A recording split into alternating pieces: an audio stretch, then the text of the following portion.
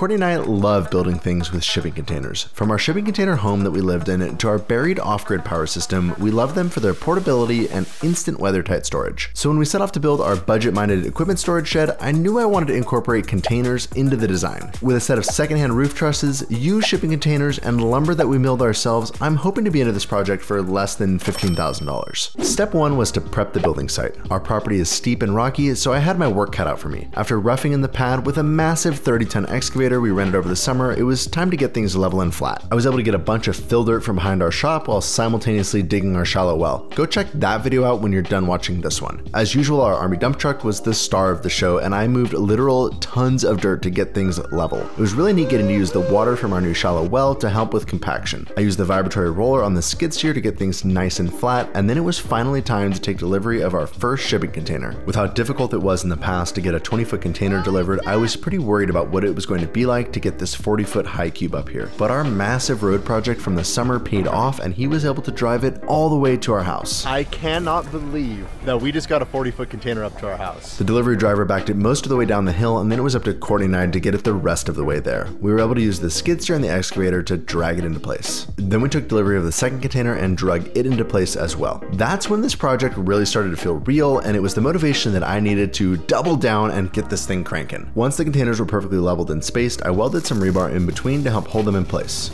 I wanted to add some natural light to the containers, so I decided to add some windows. I started welding up metal window frames made out of square tubing. The windows will then slide into these frames. Once the window frames were done, it was time to cut the openings into the containers. I used an angle grinder, measured twice, and I hoped that I only needed to cut once. My plan totally worked. That was awesome. On our shipping container house, I fully welded the window frames, but that took forever. So on this project, I decided to just stitch weld around the perimeter. In hindsight, this was a mistake because we did end up with a few small leaks. I sprayed the frames with a bare metal primer and then caulked the perimeter to seal the gap between the frame and the container. Then I pressure washed the containers to prep them for paint. And once it was dry, it was time to install the windows. I caulked the perimeter and inserted the windows from the inside. To save money, we used in-stock new construction windows from our local hardware store. This isn't how windows are typically installed, but it means that I didn't have to add any additional trim on the outside to cover the window flange. The downside is that we're relying on a caulk joint now for waterproofing, so again, not ideal for a home, but for a workshop, it should be fine. And man, does it look good. Then I called Courtney in for help to paint the containers. We decided to try painting the window frames to help make things look a little more custom. She started by taping off the glass on the windows. Then she sprayed a special vinyl primer on the frames to help prep the windows for paint. We're using a water-based, direct-to-metal exterior paint intended for metal surfaces in the color Suitable Brown. In the past, we've had good luck spraying this paint through an airless sprayer, and so that's what we decided to do again.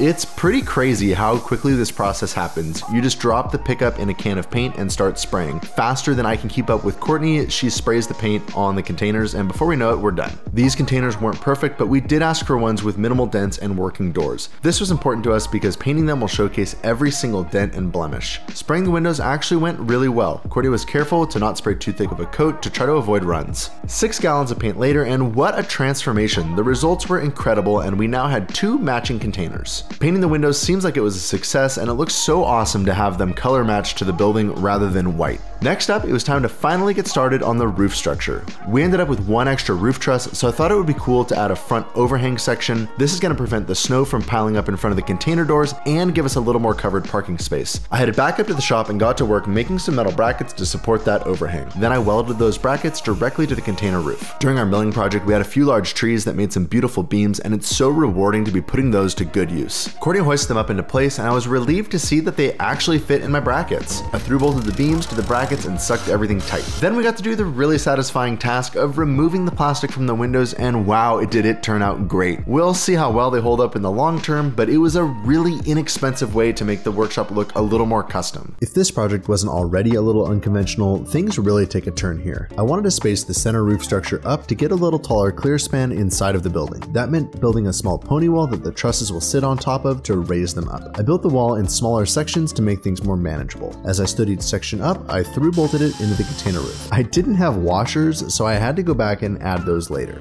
The second section of the pony wall got bolted to our roof beam extensions, and the first half of our framing was done. Once we had the second container pony wall built, it was time to start setting trusses. Whoa!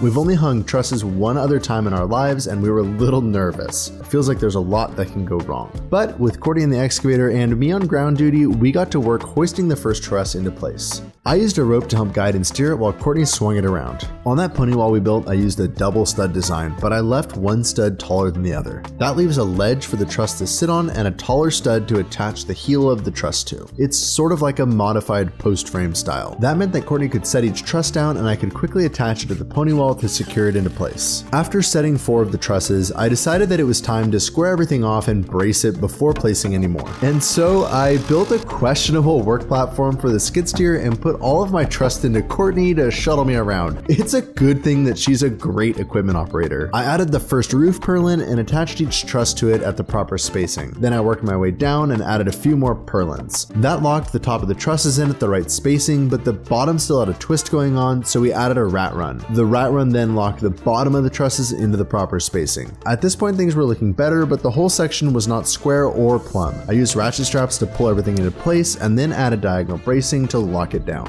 Then we got to work setting the next set of trusses. At this point we had the hang of things and we really started cruising. It was such a fun transformation seeing the roof come to life. The last 2 trusses were more difficult to attach because I didn't have that pony wall stud sticking up. Courtney held the truss steady and I added a couple of roof purlins from the previously attached truss to hold the new truss into place. And before we knew it, we had 12 trusses set and secured. It was really starting to look like a building. But at this point, I was starting to feel like we might lose the race to beat winter, so we called in some reinforcements to help with the roof. We added fascia and some stained cedar boards to the front truss to dress things up and make the entire building look a lot more finished. At this point, it was time to conquer my fear of heights and start putting the metal roof on. We used the skid steer to get things as close as possible and try to minimize the number of times we have to go up and down the ladders. I harnessed up and headed onto the roof. I squared off my leading edge and started screwing down the first sheet of metal. Working one section at a time, we would square off the sheet, then mark each hole before attaching it with self-tapping screws. I personally don't like pre-drilling the stack of metal. It does save time, but I find that as we slide each sheet off, the metal from drilling the holes scratches the sheet below. And to my surprise, even though we're on a 512 pitch roof, a level actually works great to make a straight line to mark the screw holes. And then a discovery. It turns out that I actually squared off our first sheet to a fascia board that wasn't square. Whoops. And that meant that we had to cheat each sheet down a little bit to get things back straight. Having the containers to walk on are like permanent scaffolding, and it made this entire process so much easier and safer. Then we ran out of a container to stand on, so it was up to me to get the last 2 sheets up. We ripped the last sheet widthwise with metal shears. The exposed edge doesn't need to be perfect because it will get covered with gable cap. Now we really had a system down, and the second half of the roof metal went up in just a few hours. I couldn't believe that in one day we went from rough framing to a functional covered space. The original plan was to add secondary roof structures over both of the containers. But then in the middle of the night, I woke up realizing that we needed a roof deck. With the A-team around for a few more days, we got to work framing out our rooftop deck. During our lumber milling project, we mostly made 2x6 boards, but some of the larger trees were turned into 2x8s, and these would make perfect floor joists for the deck. I attached a toe plate directly to the roof container with screws and adhesive. On the opposite side, we attached a ledger board to the pony wall that holds up the main roof. This gave us a really convenient way to attach deck joists to the container. I like to use screws for construction projects like this. These are structural framing screws that are rated for this application. Screwing every deck board down took a long time, but I think it was worth it to lock everything down solid. It was so satisfying to watch the deck boards go down on our rooftop deck. These deck boards were a waste material during our lumber milling project that we decided to turn into random length and width 1x boards. Perfect for a DIY deck. To add some dimension and to make the best use of some longer 2x8s that I had, I decided to cantilever out the center section of the deck. I also ran the boards at a diagonal. This just gave it some more dimension and character because after all, this is a fun project. On the diagonal section, I was struggling to cut the boards to the right length. Then I realized that I could just leave the boards long. I drew a straight line and I cut them all at once with the miter saw. Courtney was able to help me on the last section, and before we knew it, our deck was done. I've got some big plans for this deck that include a bridge, mountain bike jumps, and maybe even a train?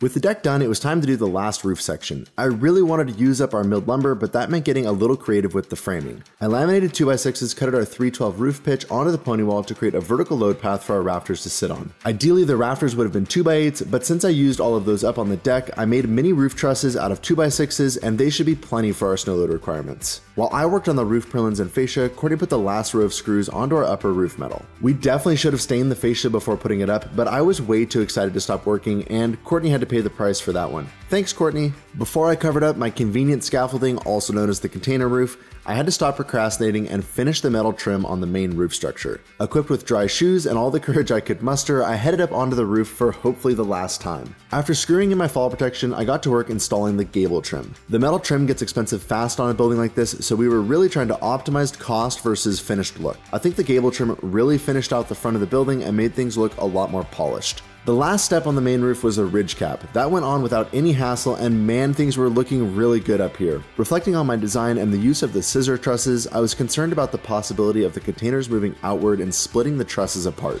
I decided to add a metal cross brace to the back of the building to prevent this from happening, and I was feeling much better about my design. The only thing left to do at this point was the metal on the secondary roof. After a few hairy moments of getting the metal up there, it was time to lay out the sheets. We've heard some contradicting advice about whether the roofing screws should be on the peak or on the flat. Our metal manufacturer specifies that screws should be on the flat. It's the only way to ensure that the screw is installed tight. And with the neoprene washer under the screw head, there are no concerns with leaks. I'm really glad that we went with 2 roof pitches instead of one large one. It meant a taller clear span in the center, it made the shorter roof metal pieces way easier to work with, it gave us that permanent scaffolding over the top of the containers when we did the tall roof, and I think that the taller roof stepping down onto the shorter one looks really nice. With the cherry on top, it was officially time to call this building done. 1 month and $15,000 later, we had ourselves a 1,760 square foot covered equipment storage shed that would keep everything we own out of the weather this winter. I am thrilled at how this turned out, and I can't wait to transform the inside of the containers into my... oh wait, that's a secret for now. Thanks for watching, and I'll see you next time.